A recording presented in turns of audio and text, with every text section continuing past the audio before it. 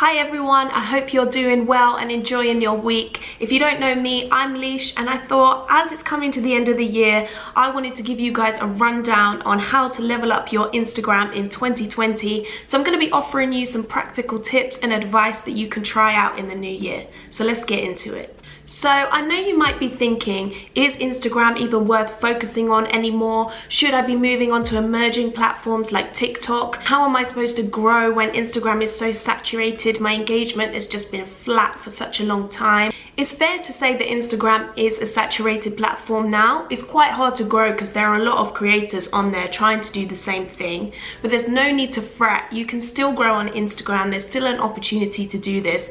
There's 1 billion active users on Instagram that are still consuming content every single day. That's a lot of people wanting to soak up Instagram content, and you just need to carve out a slice of the pie for yourself. I know a lot of you are working on your Instagram strategy for next year, and in all honesty, the best way to grow is to follow some growth trends that I'm going to talk about in this video today, and next year you'll be set and you'll be sure to see some results. Also, just a note to say that my primary focus is helping creators within the travel niche to grow their brand or business. So I'm going to be using quite a lot of travel examples in this, but you can apply a lot of these tips to other niches too. So the first piece of advice that I want to give you guys on how to level up your Instagram in 2020 is to use long form captions. So Instagram is a visual place, and it still is that, but a big trend that we're seeing emerge is creators using longer captions, and it's really increasing their engagement. Instagram is recognizing that people are reading these captions for longer. The more effort you put into storytelling, the more likely that people are going to stay on your post for longer. And also it gives you a chance to basically show your personality, give a sense of what it is that you're showcasing, whether it's a product or whether it's a specific place. People get to essentially read a little blog entry, and that's how a lot of creators are using it. So a couple of people in the travel niche that I think are doing this really well is Christian Schaefer, and I'm sorry if I've said your name wrong, but the way she uses her captions are great. She tells a lot of stories about her love for being in the outdoors. You get a lot more of the background behind the photograph and the experiences that she's having in the outdoors, and a kind of a journey of her life, which is so nice to read and really engaging. And reading through the comments on her post, you can see that a lot of her audience and community feel the same way. Another person that does this really well is Postcards by Hannah, the UK travel blogger slash photographer, and she uses her captions really well to tell stories of the places that she's visiting, and they just accompany the photos really nicely. So I recommend you checking those guys out for long form captions, and especially when they're working with brands, it's really interesting how they do this because they intertwine the kind of language around working with the brand and what that product is doing with the story that they're trying to tell. So it seems a lot more seamless, whilst also injecting what the brand needs you to say without it feeling disingenuous or separated from the story that you want to tell. Cool, so the next thing I'm going to be talking about is creating an effective hashtag strategy. And that might be a bit of a shock to some of you guys because hashtags have been around forever. Since Instagram started about 10 years ago, people have been using hashtags. So it's a bit crazy that they're still relevant and they're still contributing to Instagram growth, but they are. And you're going to need to have a strategy for 2020. This is my favorite thing to talk about, and my favorite word is discoverability, because discoverability is key to grow your Instagram and grow your engagement. If people aren't finding you, then none of your metrics are going to go up because you're just going to be hiding in the shadows. So in order to make yourself more discoverable, hashtags is one of the ways to do this, because essentially if you use hashtags on your post, then you come up ranking under those hashtags when people are searching through them, or if people are finding those hashtags on other content creators accounts and they're just trying to find people that are similar.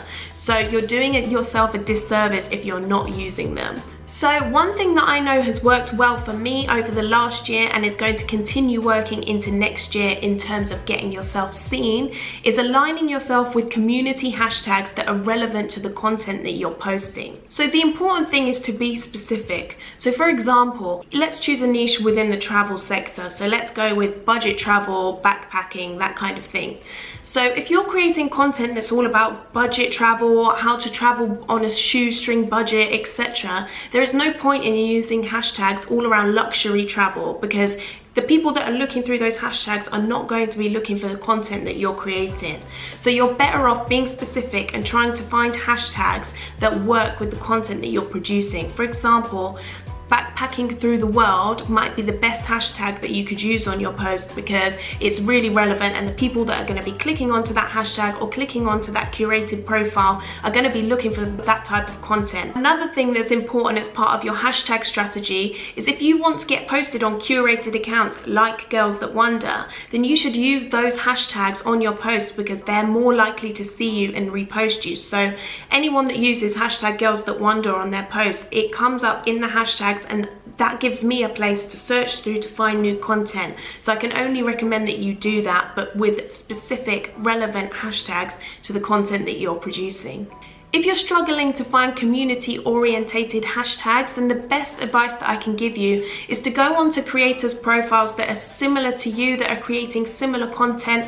Go onto their posts and see what hashtags they're using. Start writing them down, either put them on notes or make a spreadsheet. That's one way to do it. Another way to do it is that if you search for a particular hashtag, so say you're searching for hashtag Girls That Wonder, sometimes if you search for a particular hashtag and you go into it, there's a bar at the top where you can see a lot more hashtags that are relevant to that one. So they all connect together, and especially if they're performing quite well, that's a good way for you to find new ones. As I just mentioned, the best thing for you to do is to do your research and then pull together some kind of a spreadsheet with all the hashtags that you found, and also put how many times they've been used, because some are smaller and some are bigger, and it's best for you to mix that up. If you're just using hashtags that have got 500k plus users on it, you've got a lot of competition and a lot of other people are using that hashtag. For example, if you just do hashtag travel, imagine the amount of people that are using that hashtag. Your post is going to be up there for 1 second and then it's going to be pushed all the way down that list. Whereas if you use more niche hashtags and ones that are used less by people, and you mix them up with some bigger hashtags, you're more likely to be seen by a bigger audience, which is always better for you because you'll drive more people to your profile and be likely to get more followers and engagement. And just one final point that I want to make on this, because I know a few people are still not doing it, make sure you use the maximum amount of hashtags that you're allowed on each Instagram post. You're allowed to have 30. I would suggest using them all. You don't have to put them in your caption. To be honest, they can look a bit spammy if they're in the caption. Just use your first comment to put all your hashtags in there, but I would say definitely use 10 as your minimum, because as I said, discoverability is key and hashtags is going to be a big part of that in 2020. If you're a part of my Facebook group, and don't worry if you're not, I'll link it below, I'm going to be dropping my hashtag strategy and my spreadsheet into the group very shortly, so stay tuned for that, because that might help you with some of your research. I've done a lot of work into this. It's taken me a long time to craft it and pull it together, so I really recommend that you join the group and stay tuned for that. So the next trend that I think is going to be big in 2020 is the essence of less is more. I think creators are going to be posting much less and are going to be focusing more on quality than quantity. In 2018, 2019, we all kind of thought that we had to be posting every single day in order to grow our numbers. And back then, when the algorithm worked the way that it did, it probably was the case that the more you posted, the more likely you were going to be on people's feeds. So your engagement was going to be higher. Since then, things have changed, the algorithm has shifted, and actually, if you're posting every single day, the problem is, unless your content is banging, it's a given that the quality of your content is going to go down. And that's a problem because Instagram recognizes good content, and I think the audience does now too. People know when you're putting in effort, when your captions are crafted, so it's not a case of just posting. So Instagram is still very much a visual platform, so things like feed aesthetic, style and themes are all still very important. However, I think next year we're going to be seeing more creators posting much less and having a lot more authenticity. I think for me it's important to remember why you started using Instagram in the first place. I'm sure that you did not start using Instagram thinking that you were going to post every single day and you were going to have that pressure on your shoulders of having to go out and create content, even if you hadn't thought about what it was, because honestly, when you get caught up in that spiral and you don't necessarily have the time to do it, it can become a lot of pressure and actually not as fun as it used to be. So This trend is quite good in a way because it gives people more of a chance to think about their purpose and what it is that they want to achieve on Instagram. Are you a photographer, for example, that's trying to get your work out into the world? Then no way can you be posting every day, because the likelihood is that you've got a really skilled craft and you need to go out there, craft those images, edit them, and that all takes time. So having 7 posts to post every single week is quite unachievable. I mean, some people do it very well, but the likelihood is that they do that as their day job now. And I think a lot of people are expecting that they're gonna have to do this on top of the job that they already have. And when you're first starting out in Instagram and you're an early creator and you're just trying to hit that 5K, 10K mark, just focus on the quality of posts and the purpose behind them and you will soar. So on the days that you're not posting on your feed, I would say definitely use Instagram stories to just keep in touch with your audience. You can be a lot more chilled on there, I think, which is really nice. You don't have to craft things as amazingly as you would on your feed. You can repost other people's accounts, you can share other people's posts, you can do polls. Like, I would definitely recommend using the engagement stickers, asking questions, doing polls, doing sliders, just keeping people interacted with your content, because Instagram recognizes that people are viewing your stories. So even if you're not posting on your feed every single day because you just don't have the content to do that, utilize Instagram stories when you're out and about. If you're trying a new cafe, if you are jumping on a flight somewhere, just take a couple of stories. It won't take you 5 minutes and you can craft a nice narrative. And it's quite good that you can add them to your highlights as well, so people can just keep on top of what you're up to, especially if you're within the travel niche. It's a nice way to just keep people updated. And that leads on quite nicely to my next point, which is all about the fact that personality wins. I think in 2020 we're going to see more creators being their authentic selves, being a bit deeper and showcasing their lives in a way that we haven't seen so far, which is really exciting. And if you're a creator that has just jumped onto Instagram, or if you're trying to grow from an early stage, this is a really great place to be, because I think things are shifting. Unfortunately, in the effort to grow, and I've seen it a lot of times within this travel niche, a lot of people have lost their unique voice and creative style in order to become kind of carbon copies of successful creators. So they end up going to the same places, copying the exact shots, copying the same editing style. The creativity has gone downhill, but actually we've seen a trend that is starting to grow, which is so exciting, in that people are becoming a lot more authentic and true to themselves. It's less about being polished and more about just being yourself and telling exciting stories in a way that engages people. Having a high level of authenticity is honestly the best way for you to build strong connections with your audience.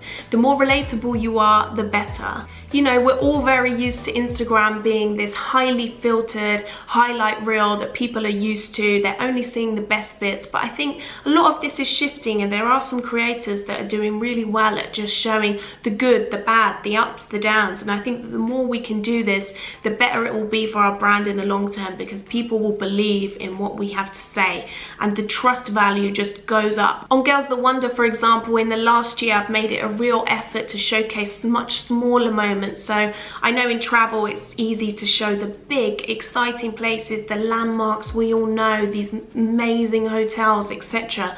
But actually I think in travel the smaller moments are sometimes the best ones. You get the best stories, the best memories from just journeys, just sitting on a train looking out of the window, for example. You remember things so much more. So I personally have made it my mission to insert smaller moments into Girls That Wonder's narrative, and it just feels a lot more authentic, and I'm getting a lot of comments back from people that are appreciating that. So in our Girls That Wonder takeovers, where we have female creators that take over the stories every week, showing places that they're from or showing places that they're visiting, I make sure that they include that essence of feeling instead of just showcasing things that they've seen, because people want to relate. People want to hear your narrative from how you see it. Your perspective matters, because only you can be you, and only you can inject your personality into your content. And honestly, I think in 2020 that is going to be a winning strategy, just using your personality to your advantage.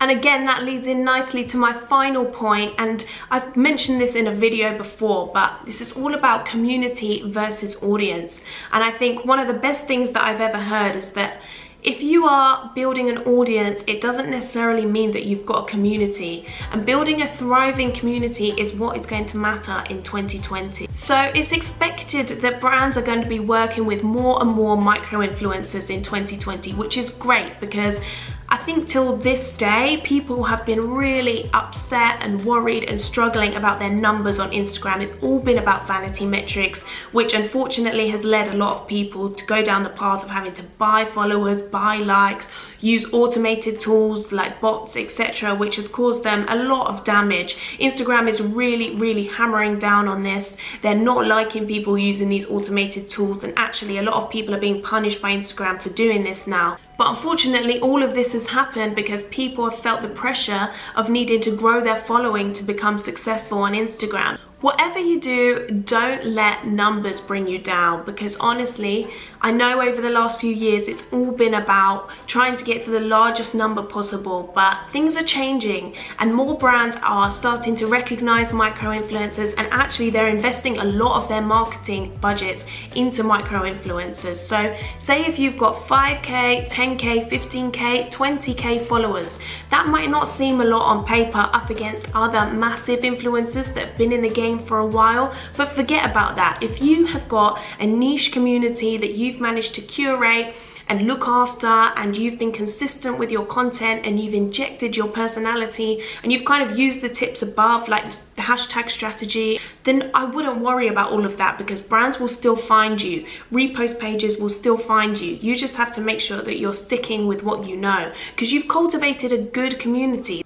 And it's safe to say that in 2020, if likes are completely removed across all accounts, I know a lot of people are in the beta test at the moment. I'm definitely in one of those pools, so I can't see people's likes anymore. If they remove that, then that's just a set of vanity metrics that are going to be removed, and that could shift the way brands are looking at Instagram, because yes, you can see your own likes and you can provide those metrics to brands, but actually comments are going to become a lot more important. So if people are leaving really authentic comments on your post because they've engaged with your caption, they've engaged with what you have to say, and that's going to become really important. So yeah, that's it for now, guys. I hope that you found that helpful, and I hope that you guys are going to be able to level up your Instagram game in 2020. I think it's going to be a great year for creators, that's for sure. If you're specifically interested in growing your Instagram within the travel niche, then click on the link below to join my Facebook group, where you can chat to me and a load of other female travelers that are in the same boat. I'm going to be dropping a load of resources and tips, and I've also recently filmed a 3-part series on how to grow your Instagram, which is going to be free, and I'm going to be dropping that within the next couple of weeks, so make sure you stay tuned, because I've included a lot of valuable information that I have learned whilst growing Girls That Wander to 110k followers organically. So hopefully that information will be really useful to you and will help you to set yourself up for next year, because honestly the best time to start is now. I know this video is all about 2020, we're in the middle of December, you've got a couple of weeks to get things going, and come January, life will be good, man. So yeah, join the Facebook group below, and other than that, make sure to follow me on Instagram. My personal account is @LeishBrock, and if you're not following it already, follow me on @GirlsThatWander as well. Thanks so much for watching, and tune in next time. Bye.